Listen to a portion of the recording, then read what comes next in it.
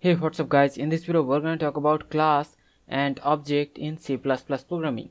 Classes are user defined data type and it consists of data member and member function.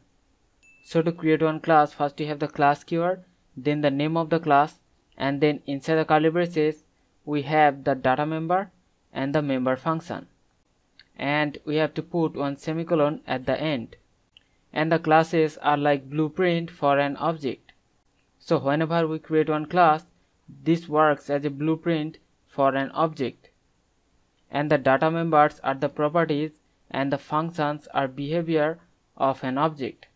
So here in the class student we have the data member name, which is the property of the class student, and the functions are the behavior of the class.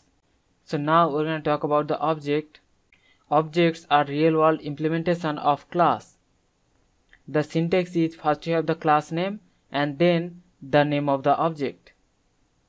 So we can create one object of the student class. So first you have the name of the class, which is student, and then the name of the object, and this way we are creating one object s1 of the class student, and the objects are used to access the data and functions defined in the class. So we can use the object s1 and we can access the data member and the function of the class student.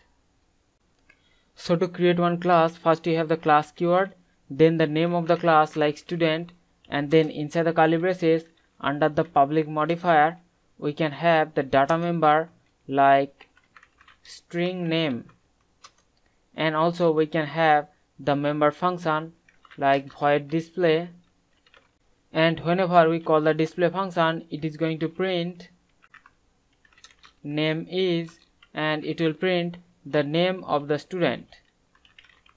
And after the declaration of the class we have to put one semicolon at the end. So this way we have created one class called student, and which has one data member name and also member function display. So now inside the main method I'm gonna create one object of the student class.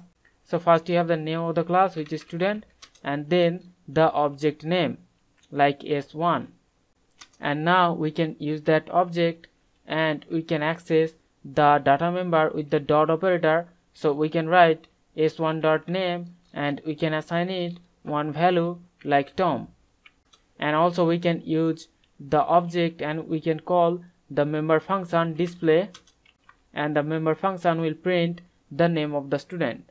So I'm gonna save this program and I'm gonna run the program, and you can see the output name is Tom. So this way we can create one class with the data member and the member function, and then we can create one object of the class and we can access the data member and the member function with the dot operator. So there are two ways we can define the member functions. We can define the functions inside the class definition, or we can define them outside the class definition.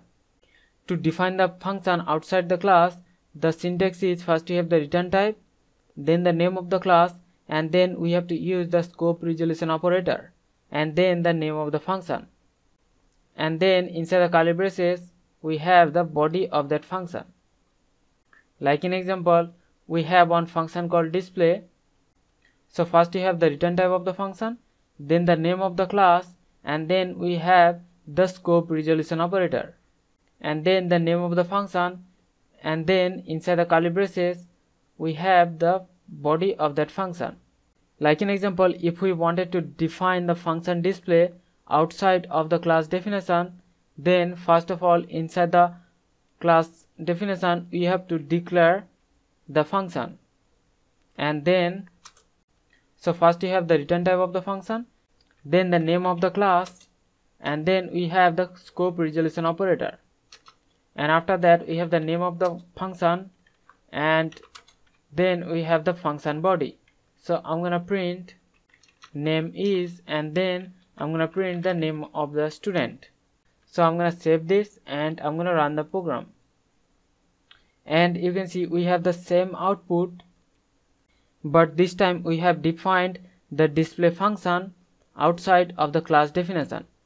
So we can use the scope resolution operator, and we can define one function outside of the class definition. So hope you understand the concept. We'll see you in the next one. Thank you.